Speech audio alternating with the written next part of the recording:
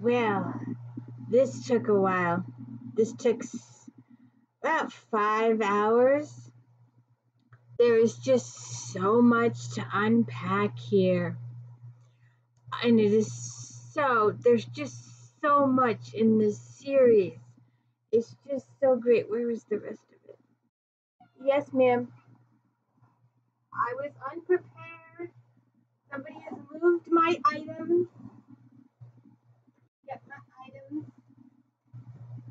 I'm a bad podcaster. So, welcome to the D. Louise book series. I'm Christina Kristina. This is where we read books, talk books, no special effects, nothing like that going on here. And as you can tell, come here. I could use some likes and subscribes. I have, as of this recording, I have yet to hit 200. At this point, I may never hit 200. Every time people subscribe, more people unsubscribe. It's been my life this past year and a half. So anyways, we are 3 books in. Now, she wrote this particular book. She wrote other books, and then she decided to go back and tell this story. So this is but if you're going to read it in order, then you read this as book 3. So we have done Sky Story, which is Sky O'Malley, Beatrice Small, Book 1. We went through that. Please check out that video. I did it in 2 parts because there was a lot to unpack in that book. Then we did Adam and Sky in All Sweet Tomorrows. And today we are doing Con O'Malley, A Love for All Time.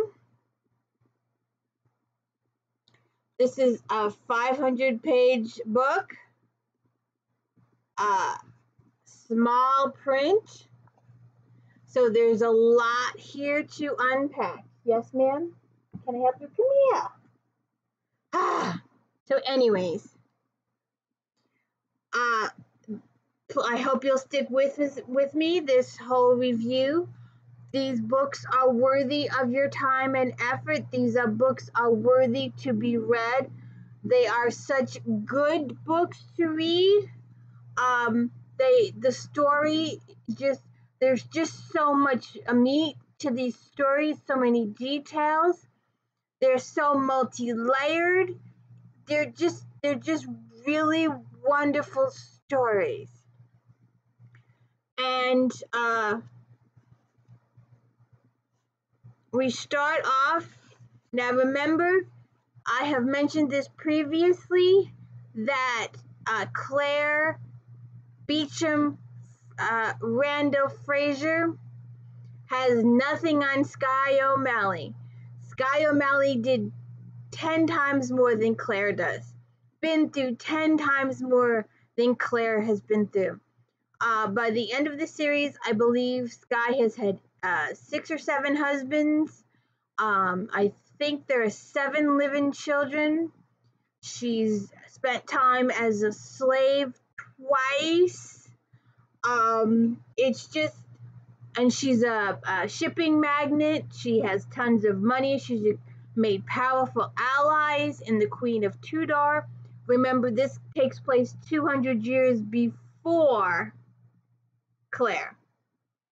Or actually, 400 if you count that Claire is from 1900 during World War II. And this takes place in 1577. And we also have a very nicely done, I do have a spreadsheet. I showed it in the last one. But this one, Beatrice is good enough to show you all the characters. And I just love that. And it starts off that this guy, Lord Bliss, he's dying, and his daughter is Aiden, and he was a very selfish man. Personal selfishness in that his first wife didn't give him children, and his second wife only gave him Aiden, and he just wanted to hold on to her so desperately, especially after his wife died, that he didn't seek a husband for her, but she was trained to take over the estates and run the house and take care of all the accounts.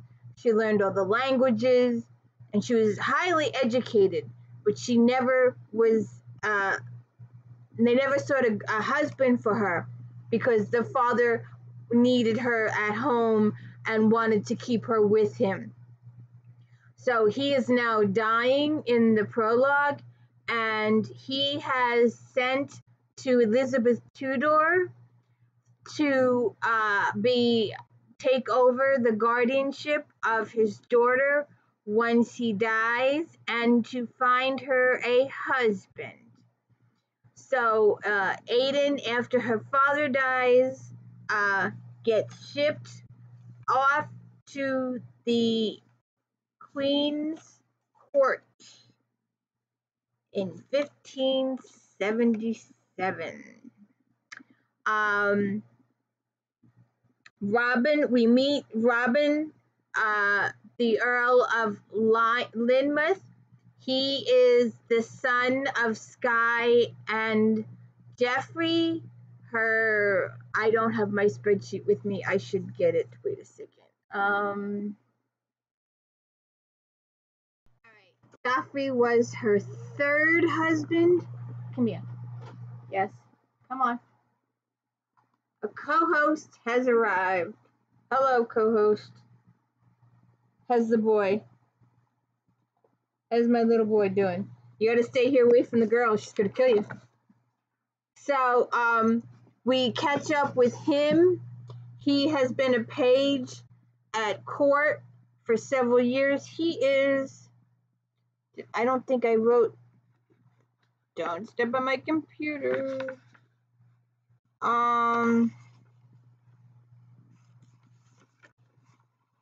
No, I didn't write down his age, but he's not, I don't think he's a teenager yet, or maybe a little older than a teenager. He's still quite young. Yes, Casanova. Yes. So, we see him again in chapter 1, and we also see Elizabeth Fitzgerald Clinton. She's the Countess of Lincoln. While we have a scene in the Queen's chambers, Aiden, Casanova, you're not helping. So Robin greets her and takes her to the Queen's chambers and introduces her to the Queen. And the Queen knows that she is going to be one of her new maids. She dismisses. Another lady was caught promiscuously around town, around the court, should I say. So she was dismissed. So she tells Mistress Aiden that she's going to be her new lady in charge of her knitting basket. And I'm wondering how large that knitting basket is that she needs somebody in charge. And that Aiden doesn't want anybody to know that she's an heiress. The Queen, she reminds the Queen that she is to seek a husband at court, but she wants to, she's a little old, actually, for this time period. Most of the girls they marry here, Jesus, Catherine, I got hair everywhere, are 16 or so, and Aiden is 23. So she's going to be spending a little bit of time in the court, and she tells the Queen that she's an heiress, and the Queen asks her what languages she speaks, and she speaks Greek, Latin, French, German, Spanish, and Italian. We are spoiled in this country. We are so spoiled. Every other country in the world speaks 2 languages, at least 2 languages. We are the one country where we are English all the way. Yeah, but the people that come here who speak a second language, Spanish, Italian, French, German, whatever, we force them to learn English. So they learn a second language. Whereas we go to other countries, they speak English and we don't have to learn. Well, we should. We should take it upon ourselves to learn, better for communication reasons. But most of the people over there speak English. So we are really spoiled that way. So, and Aiden brings her maid with her, and she also meets his uncle, Con O'Malley, slightly one evening. And Robin is the son of Jeffrey Southwood. I already said that. So Con O'Malley is with his mistress, Letitia Knowles. Letitia is supposedly getting married to the Earl of Leicester. We don't see anything or proof of that, so I'm not sure if that really happened, if the girl was dreaming it, or what. The Earl of Leicester is the lecherous dude that attacks Skye O'Malley in the last book. So I don't know if that actually occurred or not. If it did, it happened off stage. And what I mean by that is one of my authors talks about if it happens on the page, if it's actually seen and done on the page, then that's on stage. But if you're told that it happened last week, then that's off stage. That's something that's occurring off stage. So Con gets in some trouble. He is caught promiscuously with too many girls, and some of the husbands are starting to complain. So the queen is thinking about banishing him, and while she's thinking of banishing Con, Aiden is in the room, and someone suggests that Con needs to be married, and Aiden suggests that she marry Con. She is a wealthy widow. Well, she's a wealthy girl. She's 23, well, almost 24 by the time this happens. And her estates are the next door neighbors of Skye O'Malley and Aiden at Queen's Malvern, where they are currently living. So they would be neighbors. So the queen gives permission for the marriage. And you know, when I do books that I enjoy immensely, I have to share them with you. Aiden curtsied to Her Majesty and then almost ran from the royal chamber. She couldn't believe it. She was to be married in less than 2 days. The queen decrees that they will be married on St. Valentine's Day. She was to be married to Con O'Malley, the handsomest man at court. She was going home to Purrock Royal. Then suddenly she stopped and her hand flew to her mouth. What had she done? She didn't even know Con O'Malley, except by his rather colorful and scandalous reputation. What if he didn't like her? She had boldly planned her future with a man she didn't know, and she was, after all, no better than a foolish woman who was always tempting to gain Master O'Malley's attention. Suddenly shocked by her own daring action, she stumbled in her flight and bumped into someone. Aiden St. Michael, are you all right? The young Earl of Lymouth was taking her by the hand. Slowly her eyes focused upon his boyish face. I am going to be married, Robin. The Queen is marrying me to your uncle, and is to be a secret. What? He said. What is it you say to me? Go to the Queen, Aiden said, pulling away from him and rubbing off down the hallway. Robin followed her advice and was admitted to the Queen's presence. He bowed and then, quickly coming to the point, said, I have just seen Aiden St. Michael in the hallway. Is what she says true, ma'am? Is she indeed to be married to my uncle? Con O'Malley has caused a scandal of possible international implications to this court. Unless I can remove him from our presence, Lord Southwood, the Queen said firmly. My Lord Burghley has suggested that a wife might curb your uncle's spirits. I agree. Mr. St. Michael's late father requested of me on his deathbed that I find a good husband for his daughter. Aiden is an excellent match for Khan. He will take her family name for his own according to another last request by Peyton St. Michael, and thereby become Lord Bliss of Perak Royal. He is banished for at least 1 year from court for his somewhat outrageous behavior, not only with Endora Di Carlo, but also with Lady Glinsa Holden and her twin daughters. Baron Maston has already seen to me with his complaints. Do you understand the seriousness of this matter, Robin? Ah, ma'am, but why Aiden? Aiden is special. She is gentle and loving. I do not know if my uncle is worthy of her. Someone's in love. Puppy love. So, shortly thereafter, Khan and Aiden marry. They are married in the Queen's royal chambers by the Queen's royal priest.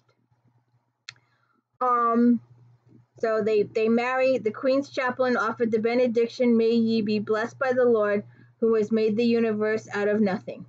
Then, concluding the ceremony with a recital of the Lord's Prayer and several other prayers, the priest said as he united Khan and Aiden's hands, "Those whom God has joined together, let no man put asunder." So they leave and they go to Perak Royal, which is going to be their new home, which is where Aiden has lived her entire life. And they get there and they do the old, if you have a Regency reader, you know that when the Duke marries some chit, they come back to the house and she's introduced to the staff, usually leaving the housekeeper and the butler to be the stars of the house. So they're introduced to everybody. Aiden is saying, "I have missed ye all, but I come home because I have a happy surprise for you. When my father gave my custody to Her Majesty, he requested 2 things of our Queen: that she find me a good husband and that he take our family name. So there would be another generation of St. Michaels. This gentleman is my husband, Khan St. Michael, Lord Bliss. He is your new master, and I hope ye will all serve him as loyally as ye have served my beloved father and as ye have served me." Beale, who was the butler and head of the staff, stepped forward. He was an older man of average height, but with a stately bearing that was increased by his snow-white hair. "Welcome home, my lord. If you will allow, I will present the staff. Mistress Beale, my spouse, is the housekeeper. Irina's cook, Leoma is the laundress, Rankin's the gardener, Hager's the groom, Martin, coachman, and Tom is the assistant." And then they introduced the kitchen staff, etc.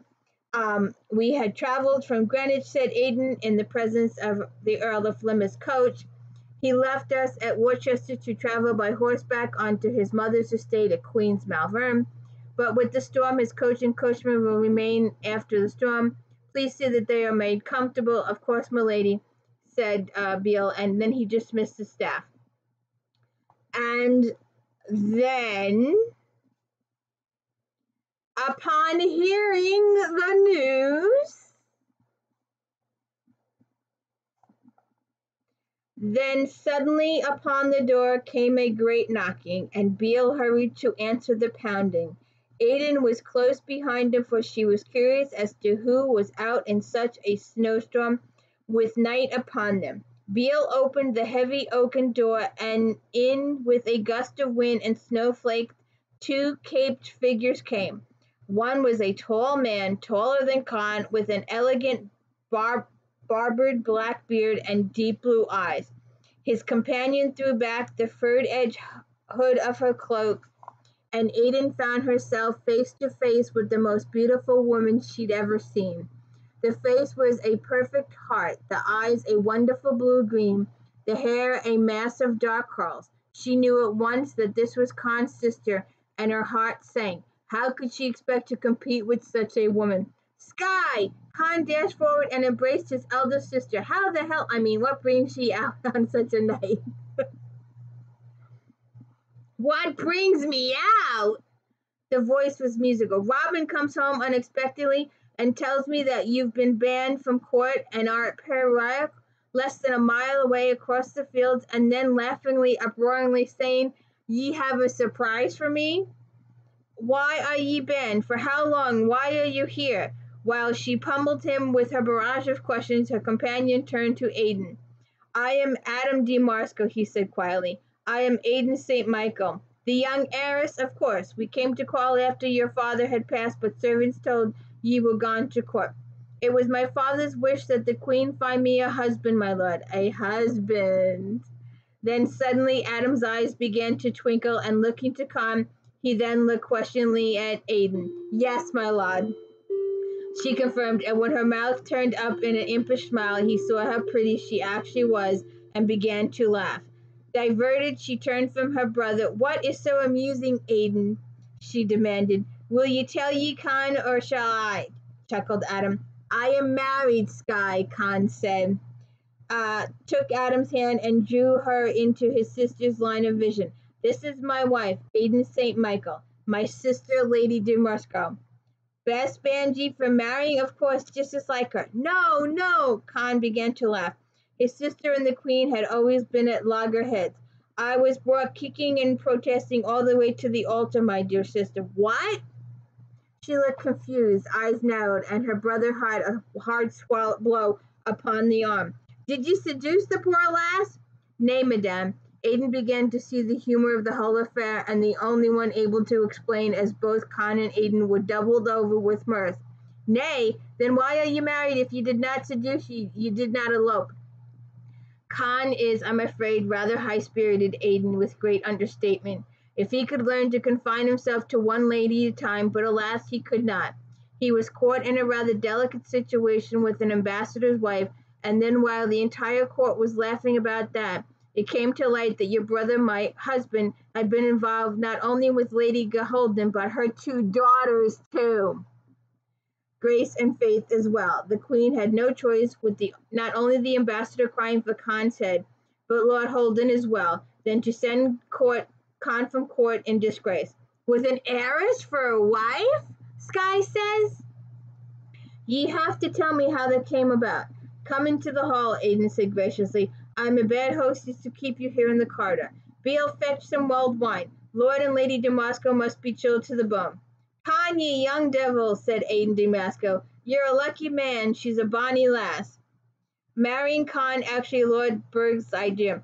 He felt a good wife would settle Con so that when he came back to court he would not cause any more scandals. "I was a royal ward, and my estates are near to yours." Both the Queen and Lord Burleigh thought an arranged marriage between your brother and myself was the ideal arrangement. "I do not like arranged marriages," Sky says. "I had 6 husbands, and of the 6, 2 were arranged. They were appalling mismatches. I detested both men, and neither were kind to me." "This is different," Con says. "How?" she says. "Although Aidan and I were somewhat surprised to find ourselves man and wife, we like each other. Damn it, Sky, most marriages are arranged by others and not the people involved. Ye know that. Ye live differently because ye are an unusual woman." She turned to look at her new sister-in-law. She was no beauty, thought Lady de Marsco, but she seemed a good young woman. "Are ye happy about this marriage, Mistress O'Malley?" "Aye, madam, I am, but it's not Mistress O'Malley. When my father died he requested 2 things of the Queen, both of which she agreed to grant. The first was that she find me a good husband, and the second was that my husband take my family's name, St. Michael. Since my father was the last of a line, Con married me 5 days ago. He became Con St. Michael, Lord Bliss." So they have to explain all that. Then, I won't go into it all, but Aidan has, because she has lived a sheltered life and has no female parental figure, she asks Sky for marital information for the bedroom. So Sky does that, and Con and Aidan have their wedding night. And then we get the evils of the book. Rogaine Fitzgerald is Aiden's grandfather, whom she has never ever met. Kevin, his nephew, comes in and brings with him Miguel Duras.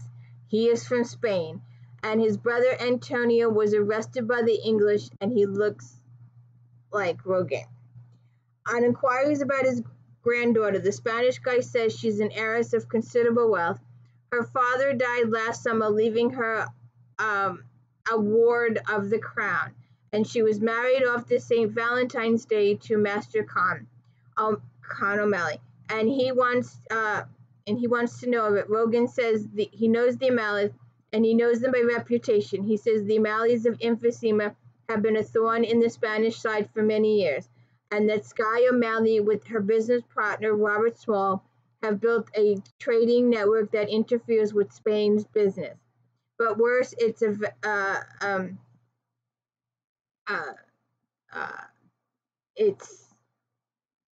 thorn in the Spanish side, and they have connections with Elizabeth Tudor. Rogan says he has no quarrel with the O'Malleys. The Spanish guy says he wants Rogan to help them and make it appear as though Con O'Malley is in a plot against the English throne.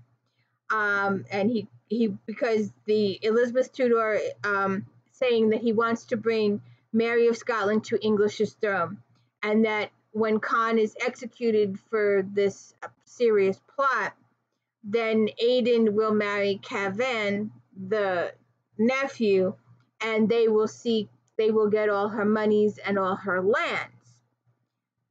So the Spanish guy tells him there's already a plot in progress being engineered and funded by the French to free Mary of Scotland and place her upon English's throne.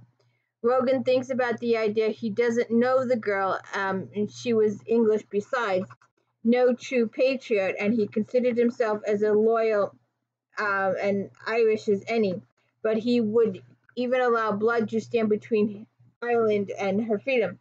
She must have time to grieve for her O'Malley husband, but one husband was very much like another, and he would give her to Cavan to assuage her estates in England could be sold to raise money, and Cavan could come home to Ireland free and wealthy.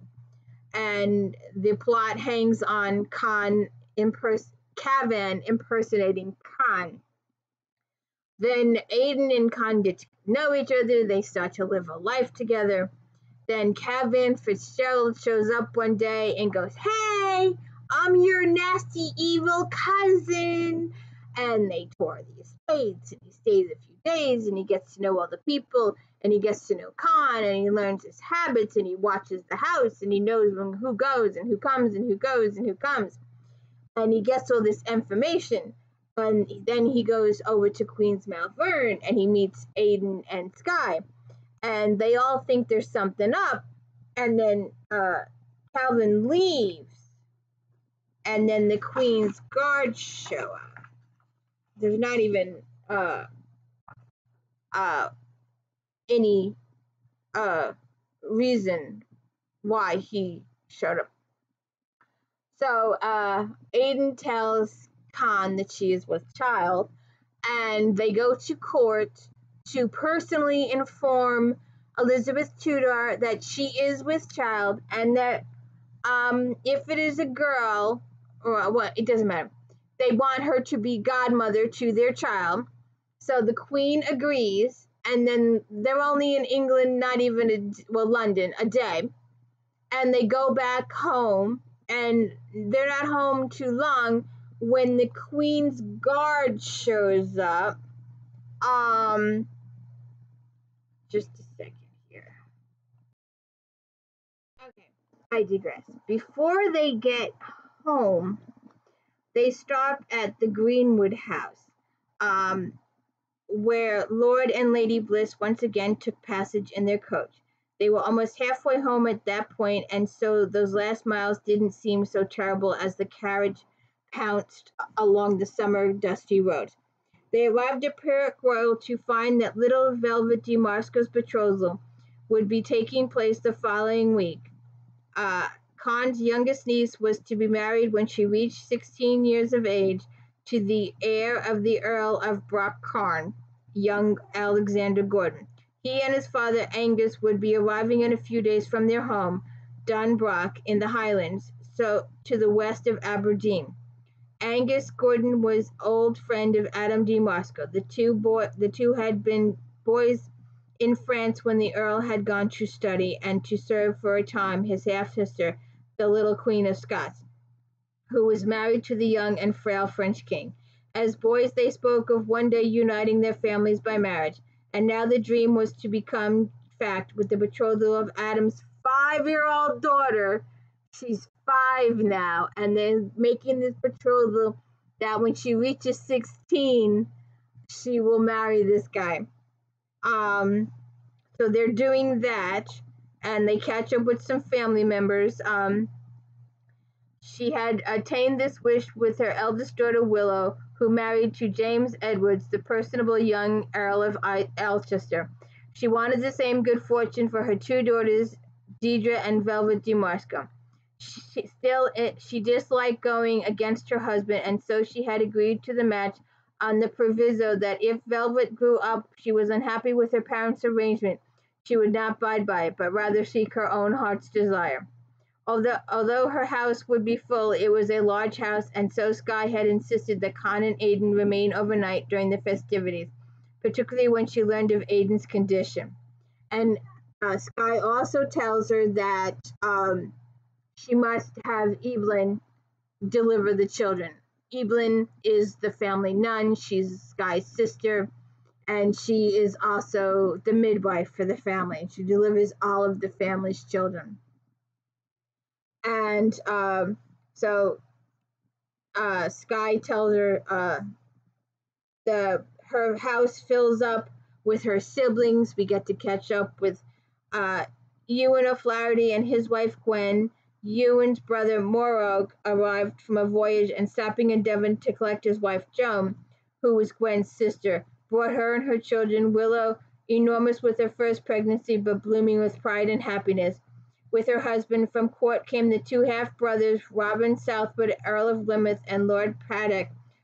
Paddock's elder sister, Deirdre, might also have gone to court, but Deirdre had no desire to do so, preparing to remain by her mother's side instead. Now they all assembled for the betrothal of their younger sister, and the boys teased Deirdre that their little sister would be wed long before she was. So they spend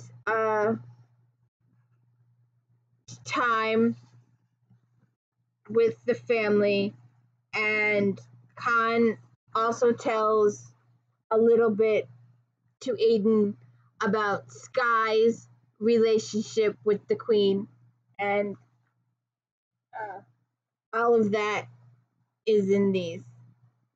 So you can please check out those 2 videos. These books are just awesome. So it's during this time period that the plan is afoot. Is it the? Yeah. The plan is afoot to have Khan arrested for treason against the Queen. So he gets hauled off to court almost immediately after returning home. And Adam, because Skye is not allowed at court, Adam goes. And they torture him on the rack.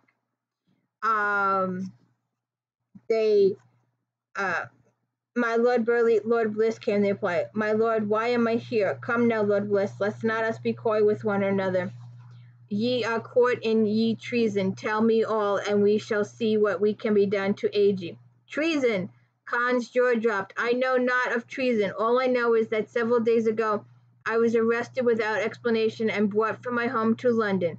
My wife is frantic with worry. She is expecting our first child. Who accuses me of treason? Who? Against whom? Against what?" "Come now, Lord Bliss," said Lord Burleigh in a fatherly tone. Will ye deny that ye are yet another member of the old faith? Nay, God knows it matters not to me. And ye will deny that with others of your persuasion ye have plotted against to assassinate the queen and replace her with Mary of Scotland upon the throne? And he's like, what? Kill Bess? Nay, never. Replace her with that poor misguided Scot whore? Nay, never.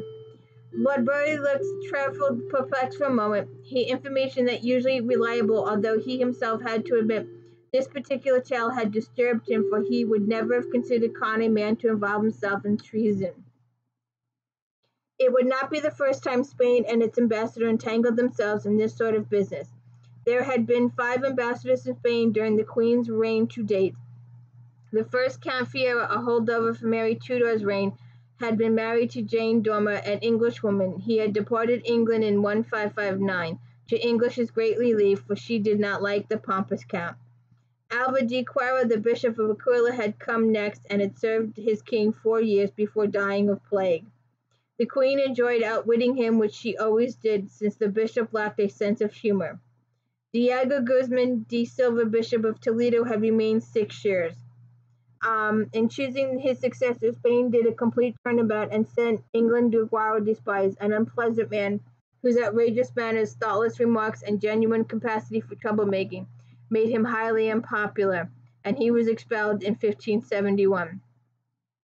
So they go through all of these ambassadors. And now another plot, codenamed Deliverance, was being unveiled by Burleigh's secret agents, and everything pointed to Con St. Michael, Lord Bliss, as being hip deep in it. Still, with Con denying it, of course he denied it, William Cecil chided himself, they'd never admit anything except under torture. So they put him on the rack, and they really torture and beat him to death. So then Adam goes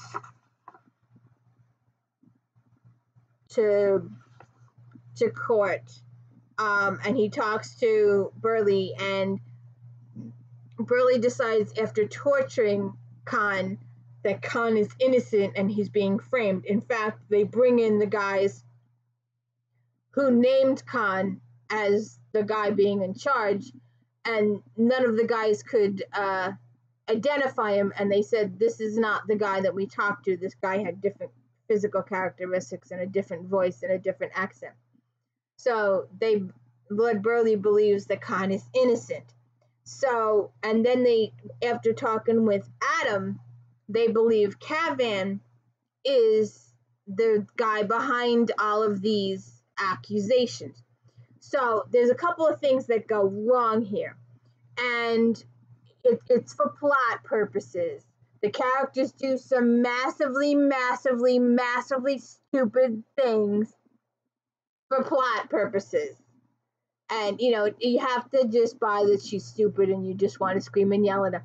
And that's good. If a book makes you emotional, if a book gets you going and grips you and has you screaming, like at a soap opera, if you're watching a soap opera and when the guy turns the corner and you're sitting there going, no, no, no, no, no, no, no, no, no.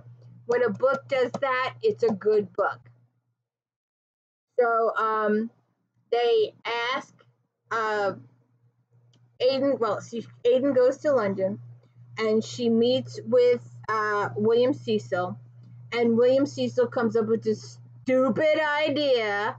Now, in my other books, there would have been people standing outside the door listening.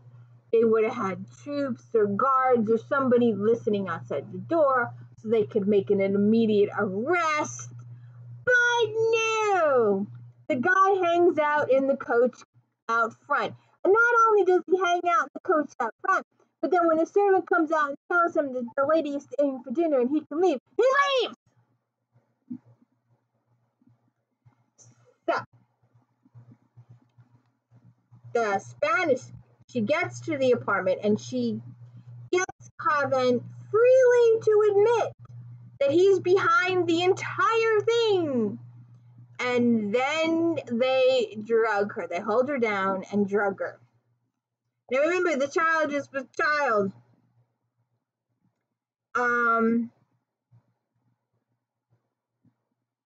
And I lost my page. This is not the page. Okay, I went to the wrong page. So he says, Kim's, uh, tell me what is in it for me this time, DeGuaris. If Aiden's estates, oh, that was another thing. They have Aiden tell Cavan that if Khan is convicted of treason, that Elizabeth, the government will consume her estates and she will be penniless. So that's when this whole plan changes. That's the caveat. So he says, tell me what is in this for me, DeGuaris. If Aiden's estates and monies are confiscated, then why should I marry her? She has nothing to give me. I didn't aid Spain out of the charity of my heart, or because I believe that the Holy Mother Church should be restored to England. I didn't give a damn one way or the other. I helped ye to gain this woman and her wealth. Now I find she has no wealth. What good is she to me? Tell me what. Be calm, amigo, said Miguel. Our plot has been successful. Lord Bliss faces execution, and his brothers will be next. Retribution will fall upon his sister, Lady de Moscow. The O'Malley thorns will be removed from the paw of Spain, and King Philip will show ye gratitude. I promise ye. There was always the possibility that this could happen. It is not uncommon for convicted traitors to have their property confiscated. I don't recall you mentioning it, though, Cavan said bitterly. Miguel de Guerres had shrugged, an oversight, but you need have no fears. We will leave tonight for Spain, amigo, and once there, my king will reward you. With what? A small estate. Surely that will make up for the loss of this woman's puny lands. Puny lands? Have you had any idea of her estate, you fool? Several thousand acres is what you've lost me. And the heiress next door for my future son, an heiress with equally large holdings. I was going to build a dynasty, Guards, and now ye offer me exchange a small estate in some god-forsaken village of Spain. And what of her wealth, her gold? Will your king demand make up for that as well? King Philip's generosity only extends to giving lands, Fitzgerald, and you should be grateful to him. As for gold, well, my innocent Irish fool, we have a prime opportunity to gain a small fortune if you would open your eyes.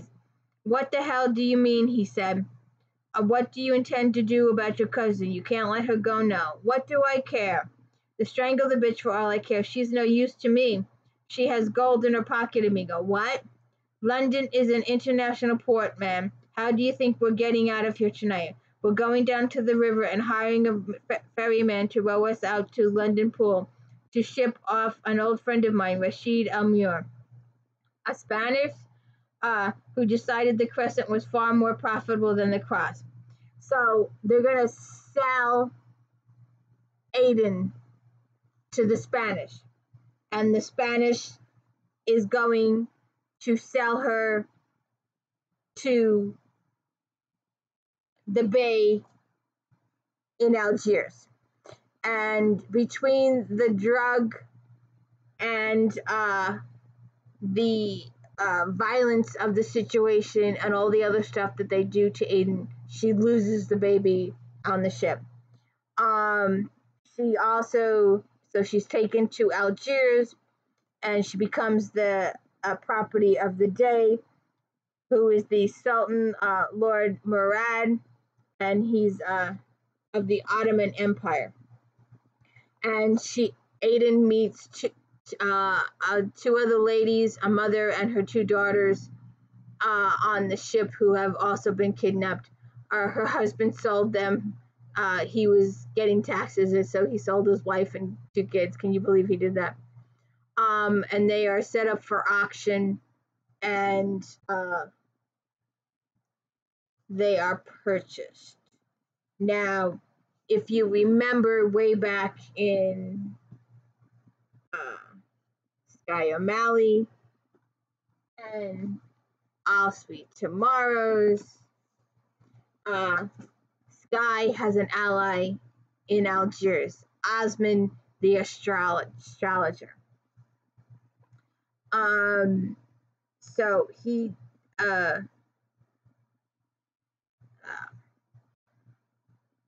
No, my lord Osmond, I am a merchant, not a man of war. I trade frequently in London, bringing the English oranges and Morocco leather goods, and sometimes cards of musk for perfume. Um, my cousins are agents for the Spanish king, and often the opportunity to attain the blonde English virgin comes my way. I had heard, remarked Osmond, that you frequently brought back fair maidens, but this woman is slightly older and not the sort of female that I imagine you would come in contact with.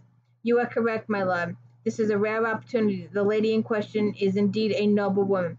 Her husband's family has given offense to the Spanish king, and he contrived to make it appear as if they were involved in a plot against the English queen. The lady's cousin was involved in the plot and planned when her husband was killed to marry the lady and thereby gain her wealth. But he did not expect the English queen would confiscate the lady's wealth as part of the punishment for the alleged crime for her husband's family. So this gentleman decided to sell his cousin. She claims, however, that her husband has not been executed and that the English suspected a false plot and told her to tell the cousin that she was penniless so that they might catch him and his accomplice. She's a very quick-witted female and she is fighting hard against her fate. They always are like that at first of the day. European women can be very stubborn. What was her name? Do you know? They were Irish. I don't think she ever mentioned the name. Wait, this morning, she called back that her husband was Con O'Malley. That's all I can recall. Thank you, Mashib, says Ahmed. But he felt anything but calm. O'Malley? Was it coincidence, or was the woman related to his friend Sky O'Malley? What could he do to help her? He couldn't. His friend the day had just paid 10,000 pieces of gold for this woman, and she would be on her way to the Sultan in Istanbul for a short time. So he sends messages to England. So then Khan discovers what Burleigh's plan was. It did not make a great deal of sense to let Burleigh, but Walsingham informed him that obviously Antonio de Guaras had a brother who was now in England. It appeared that this MacGyver Forrest might be involved with Cavan Fitzgerald, but what the real purpose behind their actions might be he would not know until he had them both in custody. An arrest warrant had been issued for Cavan Fitzgerald. Now a second warrant was issued to seek out the Spanner. Con was released from the Tower and returned to Greenwood to find that Sky and Adam had arrived from Queen's Malvern. And they discover that Aiden is missing and what happened to her. So then they get note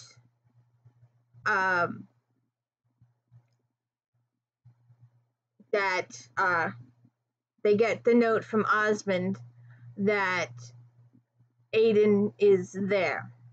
So then they gather up all of Sky's family, all of her brothers,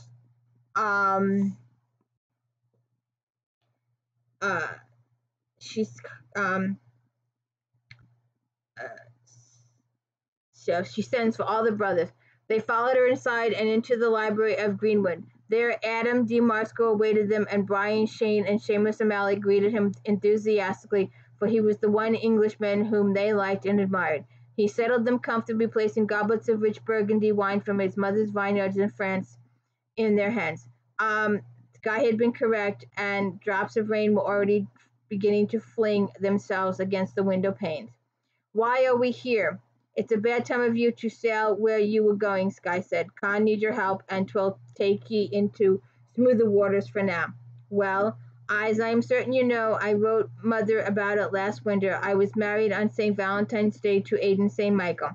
Her mother was Bevan Fitzgerald, the daughter of the man named Rogan Fitzgerald, a cousin of Elizabeth Fitzgerald, the heiress of Kildare. Aiden's mother died years ago, and her father last year. He left her in the Queen's care, and the Queen matched us, and saw us wed. In May, a man arrived named Cavan Fitzgerald, claiming to be her cousin, arrived in England. In late June, my wife was kidnapped.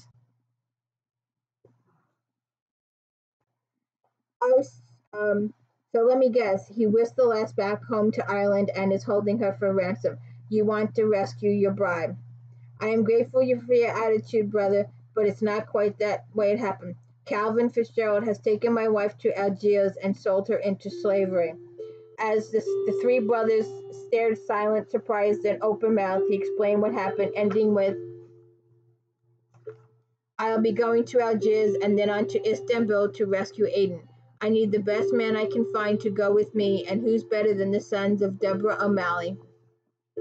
Every time I do a video, bing, bing, bing, bing, bing, bing, bing, bing, bing, bing.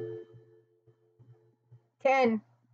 Oh, so they round up all the brothers. And Sky meets with Kira.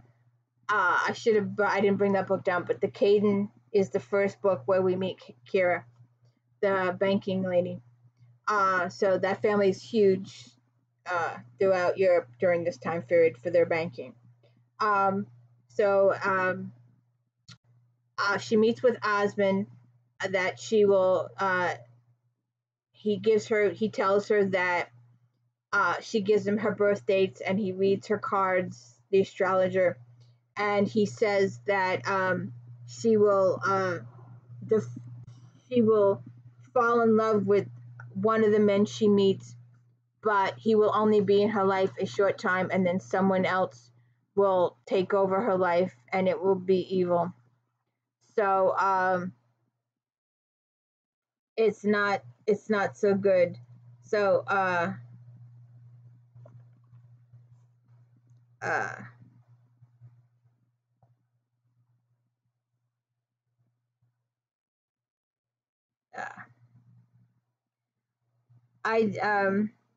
did not say that, my child. I said that you would not become involved deeply with the Sultan. But there is someone else I see entering your life, a man, not your husband, but someone who will nonetheless have a strong hold upon you. For a time you will have no choice but to yield to this man. Beware him, for he is the scorpion, and the scorpion can force the lioness to his will. I am not certain that you can overcome him. There is confusion in your chart, and something else I do not understand. There is rebirth. What does it mean, Master Osmond? Do you see Khan in my chart? Yes, the Gemini is indeed there, but in the end, child, it is you who must overcome the barriers. Your fate, your hands, is yours alone. Others can only be of aid to you, but in the end, you must find the final victory. Victory over what? She asked. I don't know, my child, but it is perhaps yourself. Master Osmond, you frighten me, and I look to you for reassurance. So she starts she goes with this guy Jinzi, and then she meets the Bey, and they're gonna give her, as they don't want her in their household. These guys have several wives, and like the first one is like the most favorite, and the second one is the second favorite, and they fight and jostle for positions. Sometimes they even murder each other to gain favor in the household. And they've decided they're going to sell her to another guy to get her out. They're going to make her a gift from the sea. How clever of you, Ilbe. But then that is why you are my son's Aja, because you are clever and loyal to my gracious mistress, Elban said. But first clever, my old friend, first and foremost clever. Who is clever, dear mother Nur? Ilbe and the Sultan Valid turned to see Murad Bastion. How quietly you move, Safer, like a cat. How is my grandson? He is well. Now tell me who is clever. Ilbe is clever because he has run to you with news of a potential rival for me, dear mother, Nuban. Perhaps the day's red-haired slave woman will hold my Murad's interest for a short time, but then you will have to admit that he will never forsake me. It is me that your son loves. And like I said, they make her a gift to Cavan. Let's see. So she becomes a gift to Kamen, and then they get to know each other. And then Khan arrives in Algiers, and him and his brothers hang out with Osmond for almost a significant amount of time. I don't think it's a year, but it's almost a year. Then Aiden, because she doesn't know what's going on and because she really doesn't have a choice, she marries Javid. She learns more of the family's history. She also meets with Esther Kira, and Esther Kira is going to be the key person in her rescue. Um, so then Javid gets killed, and Esther helps her escape, and they meet. They decide that Aiden has to be killed.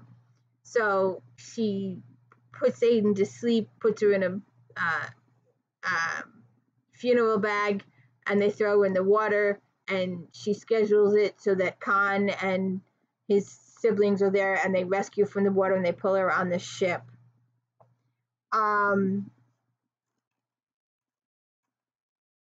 So they rescue her after she has. There is a lot of sex in this book, a lot of sexual situations, a lot of Kama Sutra types of situations. But she wakes up when Khan is there, and she tells him about her relationship with him and what was going on. And I just like this part down here. Once she said to him, "Ye told me that ours was a love for all time. I believed then that I understood what that meant, but I think I am only just beginning to understand your words, my husband. Understand them and be grateful that even if I did not have full comprehension of those words, ye for all your youth did." His chin touched the top of her head, and he stroked her hair with one hand. "We are only just beginning, Aiden, my love. Trust me, ye have always trusted me, and will both safety. The worst is over." So they return back to Perak, and Aiden discovers she's with child. And if you remember in the previous books, when Sky had been raped at court and she was questioning whether it was hers and the rapist's child or hers and Adam's child, it was later proven that the child had a birthmark that could only be found on Adam's family peoples. So it went through that. But with Aiden and Khan decides that even if it's not his child, it's still his child, and he will still love this child as it's his child. And then after all this, they name it's a girl, and her name is Valentina, and we will see more of her later. And then we discover that Kavan has returned home, and he learns that Aiden is home, and they've decided that they're gonna steal her baby from her house. The nurse takes the child out and does a little gardening, and they're gonna steal the baby while she's distracted, and they're gonna force Aiden to come rescue Valentina. And when she's in Ireland, they're going to force her to wed Kavan, because Ireland does not rescue English law weddings. And there's a big, huge, several chapters there. We meet a few new future recurring characters, and Aiden ends up killing Kavan in self-defense. The family's one of Sky's brothers shows up. Michael, he's the priest. He resolves the situation, and he remarries Khan and Aiden for a second time. And I always like the character progression. "If they don't stop all that banging and hammering soon," said Aiden St. Michael, "I'll scream." "The house needed to be enlarged," said Sky. "None of those bedchambers is really fit to house children. Valentina is already so adventurous at a year that I live in terror that she will fall down the staircase." She is always escaping Nan's vigilance. Only because of Nan's interest in Harry Beale, chuckled Aiden. I saw that coming before we even left Emphysema. The rumor is they are hoping to marry at Michaelmas if they can obtain our permission, and God knows I'm willing enough. Nan deserves a bit of happiness. I like my servants married, Sky says it settles them. It settles all of us, Aiden says, and well, some of us more than others. And, where is again, it's my fault for not.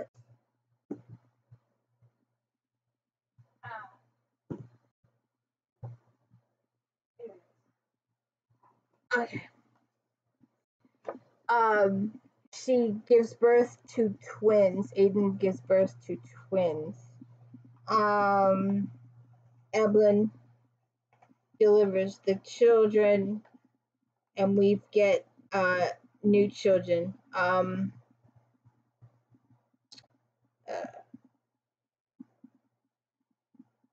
And we will see him, Colin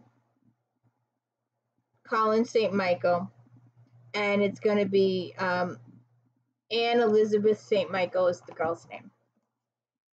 And there you have it. A Love for All Tomorrow.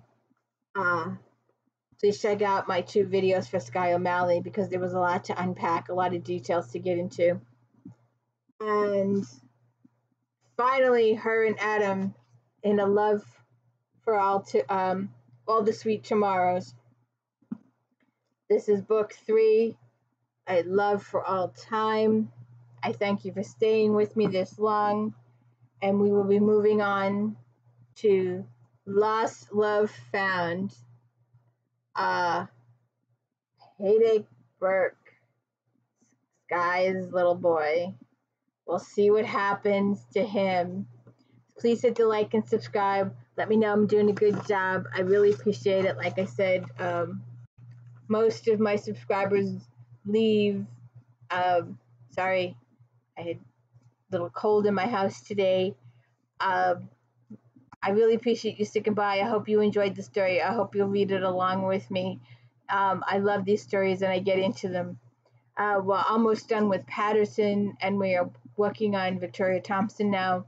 And I'm looking for another series to get into too. So, don't forget Flashback Mondays and If Then Fridays. I'm working really hard on that. And Star Trek Fridays. We're in season 5. Thank you. Have a good one.